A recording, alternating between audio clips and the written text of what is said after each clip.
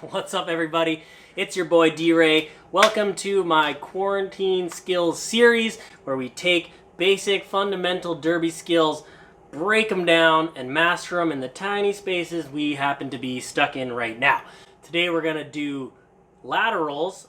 In Canada we call them goalie laterals, but whatever you call them where you're from, it's a skill that deserves the attention to be mastered so that when we hit the track we can be responsive and effective, focusing on the gameplay and not our technique. I myself, I do this as often as I can, a couple times a week for a couple minutes, and I really just try to be critical of my feet and my body so that when I hit the track in a game, it's second nature, and like I said, I can focus on the gameplay and not my technique. So today we'll start super basic and we'll get right down to the nitty-gritty, and why don't we get started? We pick a direction that we want to move in, we lift that foot, point our toes where we want to go, set our other leg, we lean, and we push off. I land on my foot, I roll a bit, and I get into a strong, snappy stop.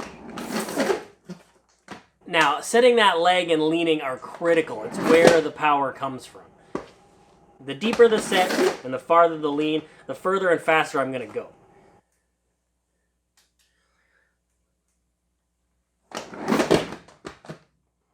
You can see the difference between a shallow lean-in plant versus a deep lean-in plant. Shallow,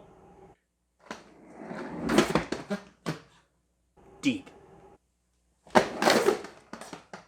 Try experimenting how far and fast you can go. You can find a little more power if you switch feet midway like this. After you push off, you swing your far leg back down and switch feet. That snappy swing and pop as you switch your feet will give you a little boost. You could also take a step or stride before going into the glide and use that energy to get farther. The next important thing to our laterals is stopping. We need to be able to slam on the brakes to brace for impact or do quick lateral movements as jammers and blockers. Now this floor is really sticky. I'm rocking 95 Royal Assassins and this floor is not consistent concrete, and you could hear that I'm more skidding or even chattering, but the good news is that means that if you could do it on a sticky floor, you're definitely going to be able to do it on a slippery floor. When we're starting a lateral, we externally rotate our foot so that we can glide in that direction, but obviously to stop, we have to internally rotate our foot to stop. To get there from my lateral slide, I deload my heel. I'm taking weight off the back of my feet and I'm putting more into my toes. This lets my back wheel slide across the floor into the position I want. As soon as my skate is back in a neutral position, I am recentering the balance in my skates and I'm pushing outward evenly on both axles. You can practice this without moving like this. And experiment with how much weight you can put into your toes so that you can get your wheels to slide very nicely without coming up off the floor.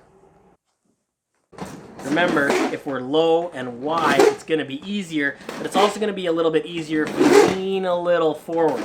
If we lean too far back, we run the risk of catching an edge and our feet flying forward in front of us and us landing on our butts. Now, that seems like a lot for a pretty basic move, but I'm a firm believer in breaking down skills into the smallest possible unit and mastering each foundational piece so that we can grow as a derby player and be confident in everything we do. So I do this for a few minutes of warming up my technique and my muscles, and then I go for a minute of laterals back and forth, testing different glide lengths, different stop strengths, and ensuring I get back into derby position. If I'm really feeling like a challenge, I'll end each lateral movement with a squat. Anyway, try it out. Let me know if you have any questions or comments, and please, it helps me a lot if you like and subscribe to my channel and my videos, and stay safe out there and have fun wherever you're stuck, and hopefully one day I'll see you on the track. Much love.